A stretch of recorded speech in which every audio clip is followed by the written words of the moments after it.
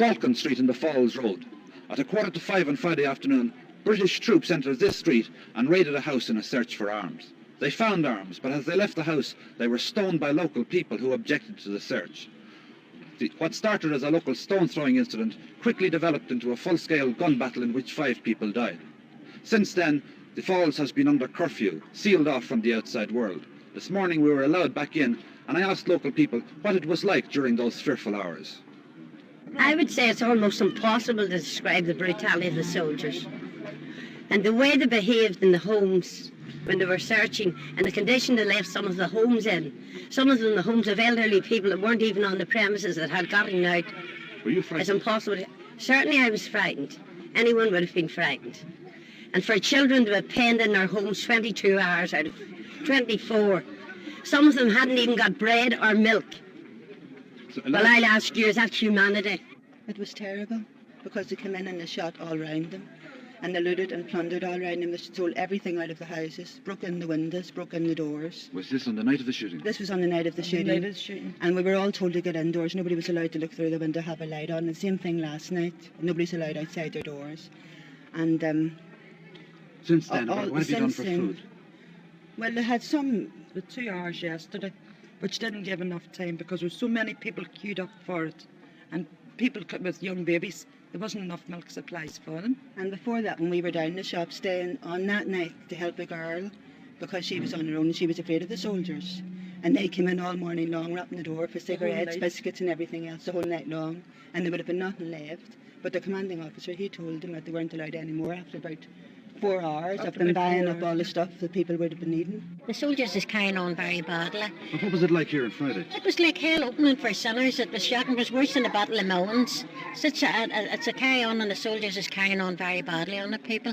What complaints have you got against the soldiers? Well, they're coming in and they wouldn't let us light the lights, and we had to put out that and they got onto the yard walls. They're going into the houses and wrecking the houses and all. And if you seen that man's house, you could cry your eyes out looking at it.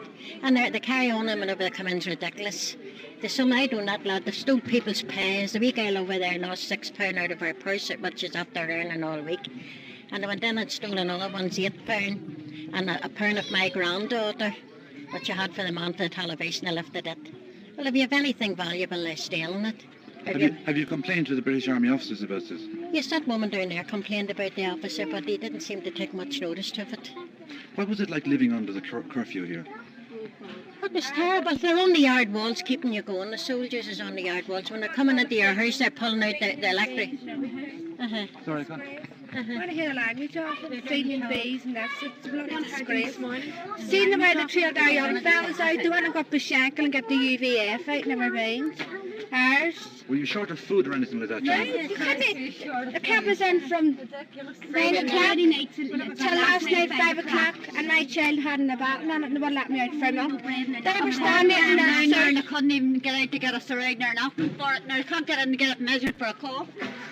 Disgrace. There's a man dead down there and they can't get him lifted. And the language is not. Was he one of the men who was shot? No, he died. Like he just died when the riot started. And they can't get in to get a coffin or anything for him. I was talking to his daughter this morning and she doesn't know how he's going to be buried. I was down at the corner of Marshton Street about 12 on Friday night or Sunday morning. Couldn't get home to my own home, but was only around the corner at Murdoch Street. Seen a man getting shot down, shot through the head by the Scotch troops at the corner of Clontree Road. And the ambulance was about 20 minutes coming, and I had trouble getting out with my man. I think my man has since died. And I couldn't get around to my own home. I was afraid of getting shot myself. Do you want peace here now? Well, it doesn't look like we're going to have peace, is it? What about the Shankill Road? They've got thousands of guns up there. Sandy Road. Going to chapel this morning, we were searched 4 week guards. And they weren't even going to let us out to go to chapel this morning. And 10 o'clock it wasn't, they wouldn't even let us go to chapel and made us stand there to get us searched. Do you want peace here now? Well, like we all want peace, don't we? We all want to get living, mister. My mother walked the length from Turf Lodge, right down from Turf Lodge down to Ward Street. And my mother came to the corner of Ward Street last night and asked him if the curfew was lifted at the time. It was at 5 o'clock, and I asked my mum, we pleaded with them to let her in, and they said no. And my mum was anything but a well woman. But they turned my mother away and made her walk the whole road back to Turf Lodge all over again. And she's not well at all, so would you tell me what there is? Friday night at 5:45, my wife took bad. It's badly hit with tear gas. She was taken to Royal Victoria Hospital very ill, along with, she was expecting a baby. Baby was born at 2:45 the next morning. Baby still very ill, along with the wife. I was taken at gunpoint from my house. You asked to see your wife? Yes, I was taken at gunpoint over to Royal Victoria Hospital. Taken into Royal Victoria Hospital to see my wife, and they were standing there with the guns on me at the corner. At the very bed where my wife was lying, and they had their guns on me. They marched me like a trooper down the street again.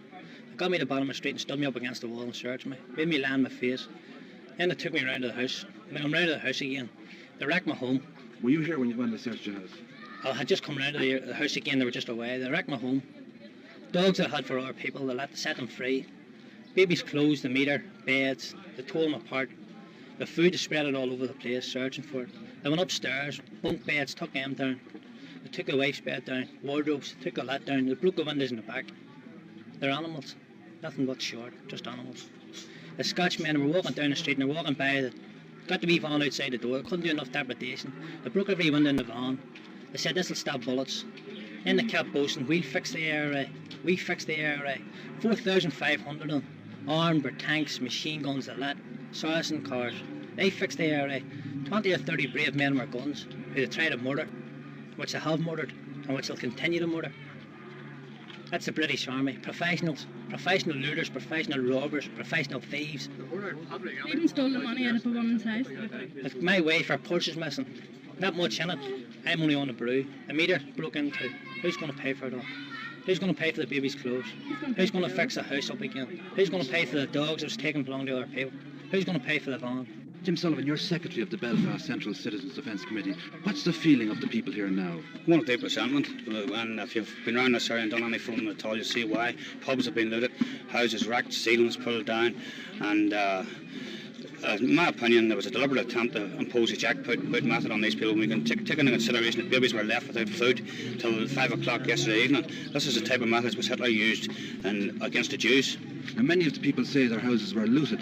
Well, is there any real evidence for this? Well, we're setting up a centre, so we are today, for to take statements from people. There's a lady in 14 Ton Street, £20 was taken from her house. A woman just lives across the street here. Not only did they take money out of the house belonged to her son, but they tore her pension book, her widow's pension book in half. If you've seen our office here, it's completely wrecked. And we're using modern methods. There's no reason for them to do these things because many detectives can detect anything. There's no call for pulling down ceilings or anything. This was deliberate and an attempt to crush the will of the spirit of the people here. But I think that it's backfired on them. The people of this area have suffered badly over the last few days. Is peace going to come to this area now? Well, I couldn't. If the British Army carry on with the tactics that they're using now, there's no hope of it. These people won't be crushed. Every house in the area has been searched for arms. This room is typical of the result of the searches. Clothes thrown around and furniture toppled. People claim troops have stolen money and other valuables and damaged religious statues and pictures. It's a quiet Sunday morning here on the Falls Road. The people are back on the streets, breathing air that for a change is mercifully free of CS gas. But all around them, they have ample reminders of the violent days that have just passed.